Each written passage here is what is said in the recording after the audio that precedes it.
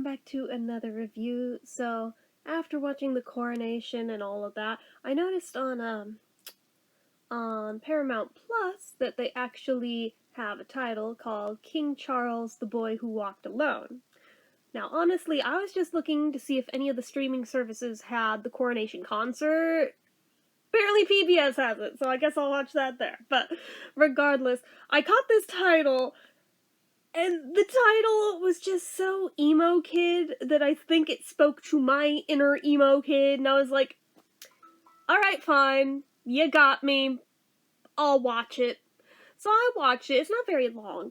The title itself is in reference to, like, one quote from one guy who went to school with him, who did reference him as the boy who walked alone, because he was kind of an outcast, which makes sense, honestly, and was, kind of the target of some bullying and everything, which I definitely resonate with. So again, the title did catch me correctly in exactly what it was referencing. So I figured that the whole thing was going to have an agenda of painting him as, oh, this poor tortured soul, da-da-da-da-da, he's so misunderstood, and this and that and the other. It's not really that, though. It's not even entirely biography, either. I think it was more meant to, like, paint Charles in a different light, give him more humanity, paint him more as just, like, a down-to-earth actual person. I guess, they really focused heavily on his younger pre-Diana years, where he was still, like, grown, and in the dating market, and apparently once upon a time was, like, the world's most eligible bachelor. Which is just mind-blowing to think about as somebody who wasn't even alive yet when that was going down. I didn't ever really think of him as somebody who would ever hold such title, but I mean, I guess technically, yeah, he would have, and I guess, yeah, that would most definitely have made him a prime target for a lot of women who'd be chasing after that kind of a thing.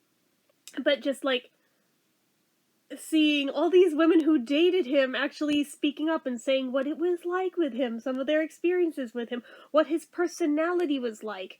All of them saying how he has this sense of humor that, I mean, I had never seen that before in anything. He always seemed so dry and stuffy and just so stereotypically British, for lack of a better way of putting it, that actually seeing some clips of him showing little glimmers of an actual sense of humor, an actual personality down in there. It's like, whoa, this is weird. I mean, like, I don't know how to feel about that.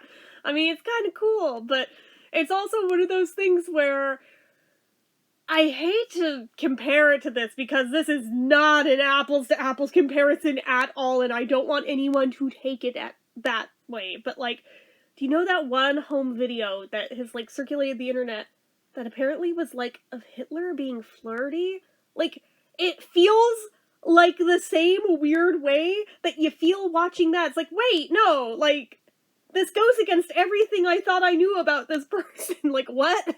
What? Like, there actually is, like, a human being in there. Okay, like, logically, you know that going in. But, like, on the other hand, it's just easy to lose sight of that in just the historical context of things. Like, sometimes these historical figures at some point stop feeling so much like a person and start just feeling like a historical figure, if that makes any kind of sense. Probably not, only in my own head, but if you know what I mean, good, because I feel like nobody probably does, but it's just so weird seeing, like, this whole other side to him. Now, if the entire documentary had focused, like, on that kind of a thing, not necessarily just, like, his dating paramours and all of that, but just, in general, like, people who've known him on a personal level and can, like, attest to, like, this whole other side to him that the world doesn't get to see, I feel like that would have been a very enjoyable documentary to watch had the whole thing been like that. But of course, it wasn't all like that. It's like they had enough for maybe half an hour's worth or so like that. And then they start, like, delving into the Camilla years and, like, how they started out. And you kind of know where it's gonna go from there. Because then they gotta go into Diana. And from this point, now it starts to just feel like a typical biography, but it feels far less about Charles than it does about Diana. And I'm like, what is happening? what gears just shifted? Who edited this? You're fired. Like, who did this? Like, you're doing it wrong. But, like, I know it's also impossible to do a piece on Charles without touching on the Diana years. I wouldn't expect them to. But it felt like from there forward, it was more focused on her than on him, and then, like, on her death and on all of that. And then quickly into Camilla getting back into his life, and now they're married, and now he's king. The end. Like, wait, what? What just happened? Like, what happened between point A and point B here? What just happened? Like, my God. Like, I realize that time constraints are there, but, like, pick a lane, my dudes. Like, either pick, are we making this about showing Charles as a human being and his personality and all that, or are we making it a documentary on just his life? Pick one. It doesn't matter which one, but pick one and go with that. Don't try to be both at the same time, because it doesn't really work. It feels like you had two separate projects that you were working on, and then you kind of just got lazy and threw them in and called it a day and just threw it out as one thing. That is what it feels like. And that is unfortunate, because the first part of it was so enjoyable. I was really getting a kick out of seeing that. And then it just took a turn. It was like, oh, okay, that was a choice that was made. I don't agree with that choice, but okay, that is the thing we just did. And it just ruined the whole rest of it, because it lost sight of what it was trying to be in the start. I'm like, oh, okay. Admittedly, before I hit play, I was expecting it to be like a biography on him. And had it just been that all the way through, I mean, I guess that's all fair and fine. Had it actually been focused on him, but, like, instead of shifting the focus to primarily Diana during, like, that whole second act, but okay, whatever. But it's interesting in the way they did it, because while, on the one hand, they were focusing on her, they were also doing it with a narrative that was kind of like, fuck Diana. So I'm like, wait, again, pick a fucking struggle.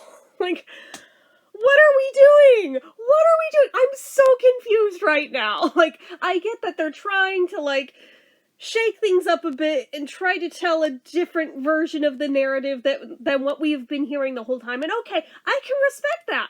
I can, trust me. I love that kind of thing. But on the other hand, I'm just like, this feels like breakneck from, like, one thing to the other, and then back again, and what is happening, and now it's over, and what just happened?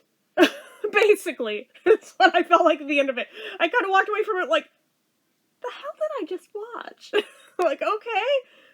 It was like a whole bunch of pieces of a thing that don't entirely go together. Like, yes, they all have a common thread of these are parts of Charles's life, sure, but it doesn't mean it flows together the way that I think they meant it to.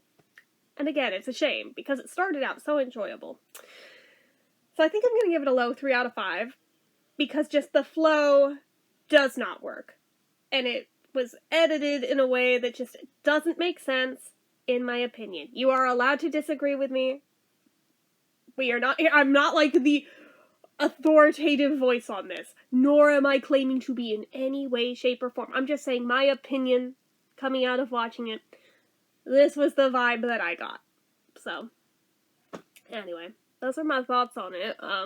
Do I think you should watch it? I would say if you want to see, like, a different side to Charles than maybe what you've been fed this whole time, the first part of it is worth watching. The rest of it is literally nothing that you don't already know. Like, it has been rehashed so many times over that there's nothing new here, and it also doesn't really fit with what we were doing at the start. But anyway, those are my thoughts on it, so take them or leave them. Anyway, that is it for this one, guys. So as usual, you know what to do. If you like this video, go ahead and give it a like. If you're not already and you'd like to be, click subscribe. Hit that notification bell icon so you never miss an upload. Leave comments down below. Make sure you're following my social media accounts, my Facebook fan page, my Twitter, my Instagram, my eBay, my Reddits, everything and more is all down below. And if you like what I do here on this channel and you'd like to help support it, the donation link, as always, is down in the description. Anyway, guys, till next time, see ya.